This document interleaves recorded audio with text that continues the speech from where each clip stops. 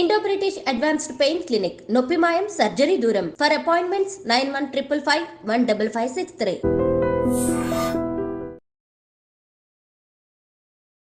Welcome to iDream. It's me Anusha Komal. ఇవాళ మన guest ప్రముఖ న్యాయవాది సుభాషిణి గారు ఉన్నారు, వారితో మాట్లాడదాం. నమస్తే మేడం. నమస్తే అండి. సో మొన్నటి వరకు దేశం అంతా కలిసివేసిన ఘటన కోల్కతా డాక్టర్ మర్డర్ కేసులో సంజయ్ రాయ్ ఈ రోజు జీవిత ఖైదు విధించబడింది. But at the same time అక్కడ భారీ భద్రత ఏర్పాటు చేశారు. అతనికి శిక్ష విధించిన టైంలో ఆ కోర్టు ఆవరణలో రోదనలు మిన్నంటాయని కూడా న్యూస్ మనం చూసాం. అయితే ఊరే సరి అని కూడా కొంతమంది అంటున్నారు, కొంతమంది జీవిత ఖైదు పడింది, ఇంకా తక్కువే ఆ శిక్ష అంటున్నారు. ఎలా చూడాలి దీన్ని? వాస్తవంగా మనం ఈ కేసుని ప్రపంచవ్యాప్తంగా చాలా సంచలనం సృష్టించింది. ఒక పీజీ చేస్తున్న ఒక డాక్టర్ వృత్తిలో, అంటే ఒక ప్రొఫెషనల్ ప్రాణం పోసే డాక్టర్ తను చనిపోవడము, రేప్ చేసిన తర్వాత చనిపోవడము, లేదా ఆమె పైన చాలా అఘాత్యము జరగడము, చాలా పాశవికంగా, చాలా అసలు అంటే ఈ శిక్ష అనేది సరిపోదు అన్నది చాలా మంది అభిప్రాయము.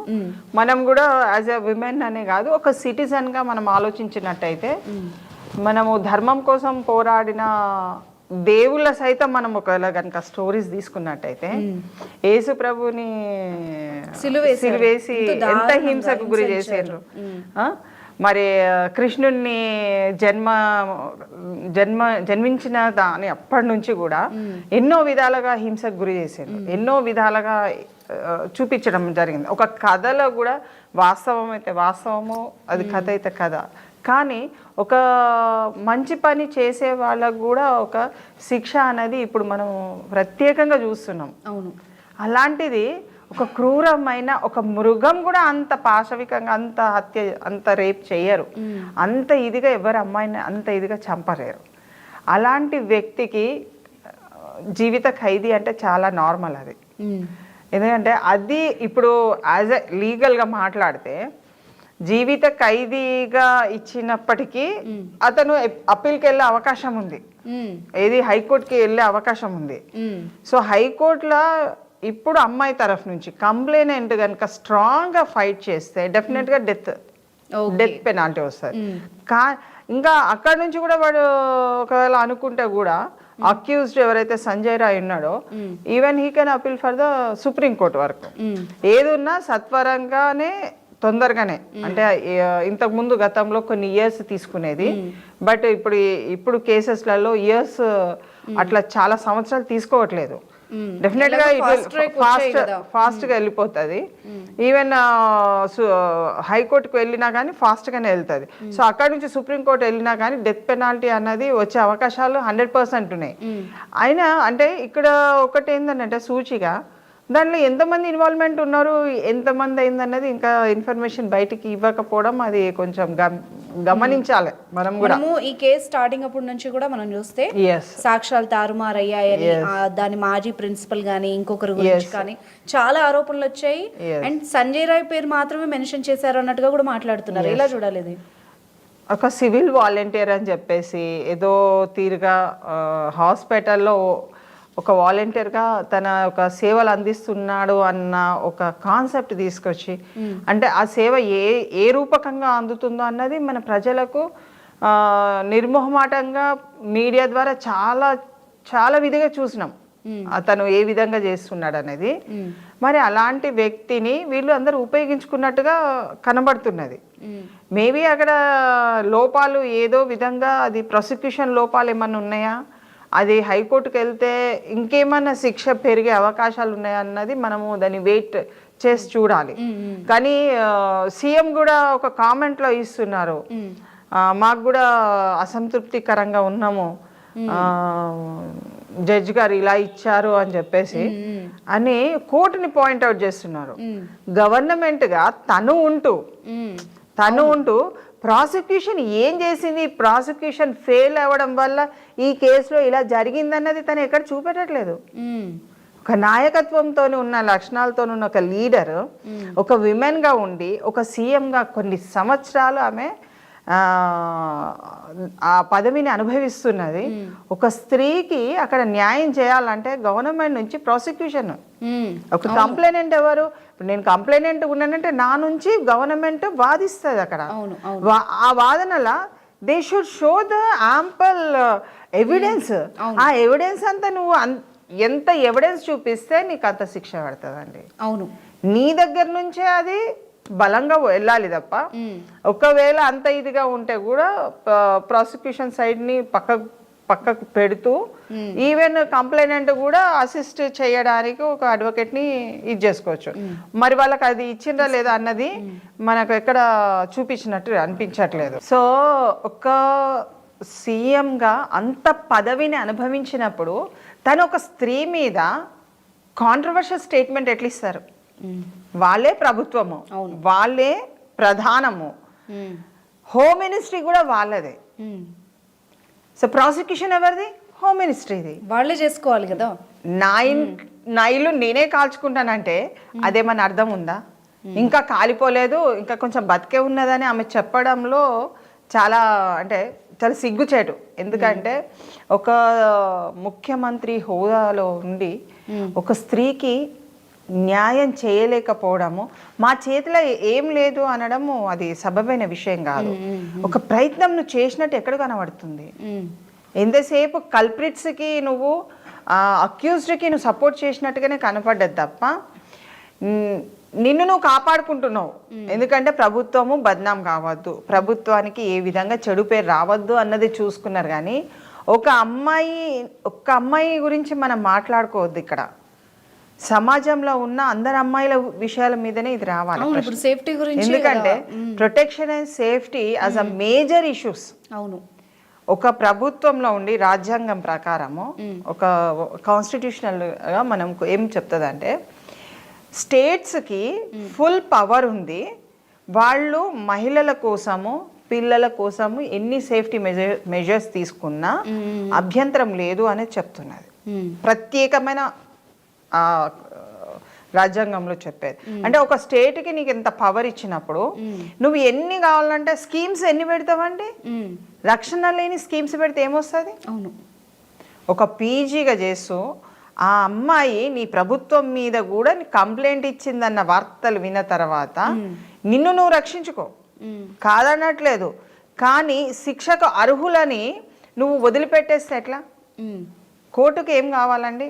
మేము యాజ్ అ అడ్వకేట్గా కూడా సాక్ష్యాలు కావాలి, సంపూర్ణమైన సాక్ష్యాలు కావాలి. దేంట్లో? ఓన్లీ రేప్ కేసెస్లో ఎక్కువ స్థాయిలలో. అవును, మెటీరియల్ ఎవిడెన్స్ ఇస్తావా, లేకుంటే ఫస్ట్ ఎవిడెన్స్ ఇస్తావా, ప్రైమరీ ఎవిడెన్సా, సెకండరీ ఎవిడెన్సా, ఏమి ఇస్తున్నావు? కొలాబరేటివ్ ఎవిడెన్స్ ఏమి ఇచ్చినావు? ఎందుకు ఓన్లీ లైఫ్ శిక్ష పడ్డది? డెత్ పెనాల్టీ అసలు ఆ కేసులో ఆ రాక్షసత్వానికి death penalty is the correct decision. ఉరి తీయడం అన్నది సబబైన విషయం. కానీ మనం నిర్భయ కేసులో చూసినాం. అసలు దీంట్లో అందులో ఈ సంజయ్ రాయ్ ఎంతవరకు అతను పాత్రధారుడు అన్నది పబ్లిక్గా మనకు కొంత అనుమానాస్పదమే. అవును, కానీ కోర్టుకు వాళ్ళు సమర్పించింది అంతా అతని మీదనే వచ్చేసింది. ఒక్కడి సామూహిక అత్యాచారం ఉన్నప్పుడు మిగిలిన వాళ్ళ గురించి ఎందుకు అక్కడ రావట్లేదు అన్నది పెద్ద క్వశ్చన్.